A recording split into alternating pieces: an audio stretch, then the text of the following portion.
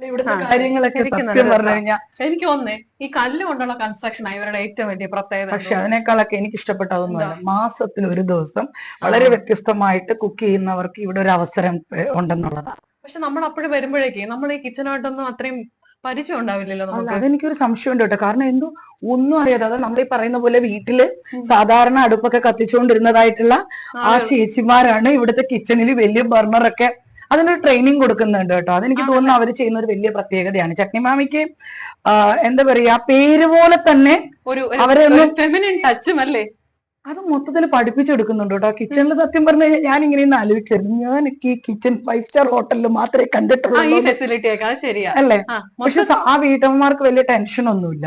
അവരാരും professional cook അല്ലല്ല, normal ആയിട്ടുള്ള ആളുകൾ അല്ലേ. അവര് തമ്മിൽ യാതൊരു ഇതും ഇല്ലാതെ അവരത് എടുക്കുന്നതും, എനിക്ക് തോന്നുന്നു അവർ അതിനകത്തോട്ട് കയറുമ്പോ തന്നെ അവരുടെ ഉള്ളിന്റെ ഉള്ളിൽ നമ്മൾ ഈ പറയുന്നത് പോലെ സ്റ്റാർട്ട് ആക്ഷൻ ക്യാമറ എന്ന് പറയുന്ന പോലെ അവർ ഇറ്റ്സ്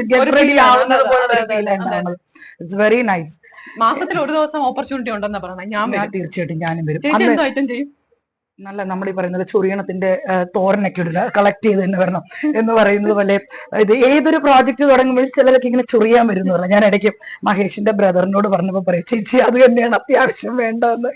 പക്ഷെ എനിക്കിവിടെ വേറെ കണ്ട ഒരു പ്രത്യേകത എന്താണെന്ന് അറിയാവോ, നമ്മളൊരു വേറെ എല്ലായിടത്തും നമ്മൾ ഈ തമിഴ് സ്റ്റൈലിലൊക്കെ ഉള്ളതാണെന്ന് പറഞ്ഞത് ഇവര് പറയുന്നത് അങ്ങനെയൊന്നും അല്ലെന്നാ പറയുന്നത്. അല്ല, നമ്മൾ എവിടെ വെജിറ്റേറിയൻ ഹോട്ടലിൽ പോയാലും നമുക്ക് കിട്ടുന്ന ഫുഡ് എന്ന് പറയുന്നത് ഒരു തമിഴ് ടച്ചാണ്. സാമ്പാറിനൊക്കെ നമ്മുടെ കേരള സ്റ്റൈൽ അല്ലെങ്കിൽ ട്രിവാൻഡ്രം സ്റ്റൈലൊന്നും അല്ല. പക്ഷെ ആ ഒരു കാര്യം ഉറപ്പ് ഇവര് പറയുന്നുണ്ട്. വേറൊരു കാര്യമുണ്ട് കേട്ടോ, നമ്മുടെ അനീഷ് സ്നേഹയാത്രയില്ലേ, ഞാൻ ഇന്ന് വന്നപ്പോ പുള്ളിക്കാർ ഇവിടെ നിന്ന് പൂരി പഠിപ്പിച്ചു കൊടുക്കുവാണ്. സത്യം പറഞ്ഞു, അനീഷിന്റെ വൈഫ് പുള്ളിക്കാരി സൈക്കോളജിസ്റ്റ്, പുള്ളിക്കാരി ഇവിടെ ഇരുന്നിട്ട് പൂരി വളരെ വ്യത്യസ്തമായിട്ട് പൂരി ഇങ്ങനെയാണ്, ഓരോ പൂരിയും ഇങ്ങനെ ഉണ്ടാക്കിയിട്ട് പറയും ഇതിലിങ്ങനെയാണ് എന്നാ. കാരണം കൃത്യമായിട്ട് എല്ലാ ചേരുവകളും കൃത്യമായിട്ട് വരണം എന്നുള്ളത് ഇവരുടെ ഒരു വലിയൊരു പ്രത്യേകതയായിട്ട് തന്നെ ഫീൽ ചെയ്യുന്നുണ്ട്. എനിക്ക് തോന്നുന്നില്ല വേറൊരു റെസ്റ്റോറന്റും ഇതുപോലെ ഈ സ്ത്രീകൾക്ക് ഇത്രയും പ്രാധാന്യവും പിന്നെ ഈ ട്രെയിനിങ്ങും അല്ല കോമൺ ആയിട്ടുള്ളവർക്ക് ഒരു ഓപ്പർച്യൂണിറ്റി കൊടുക്കും.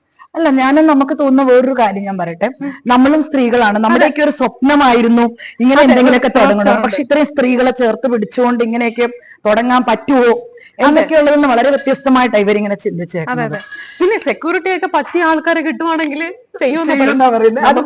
നമുക്കൊന്ന് ട്രൈ ചെയ്യായിരുന്നു. നമുക്ക് സത്യമാണ്, പക്ഷെ ദൂരമായിപ്പോ. ഞാൻ ഇന്നാള് മഹേഷിനോട് പറഞ്ഞതുപോലെ ഇവിടെ ട്രെയിനിങ് കൊടുക്കാനൊക്കെ ആള് വേണമെന്ന് പറഞ്ഞപ്പോ ഞാൻ പറഞ്ഞു, മഹേഷ് ഞാൻ വരാം. അവന് ചേച്ചി വളരെ സന്തോഷം. അതിൽ നിന്ന് മനസ്സിലാകുന്നത് അതായത് കഴിവുകളുള്ളവരെ പ്രോത്സാഹിപ്പിക്കാനായിട്ട് കൂടുതൽ സാധ്യതകൾ മഹേഷ് ടീം ഉപയോഗിക്കുന്നുണ്ട്. അവർക്ക് എത്ര 25 വർഷത്തെ എക്സ്പീരിയൻസ് ഉണ്ട്, ഒബ്വിയസ്ലി അതൊക്കെ അവർ ഉപയോഗിക്കുമല്ലോ. പക്ഷെ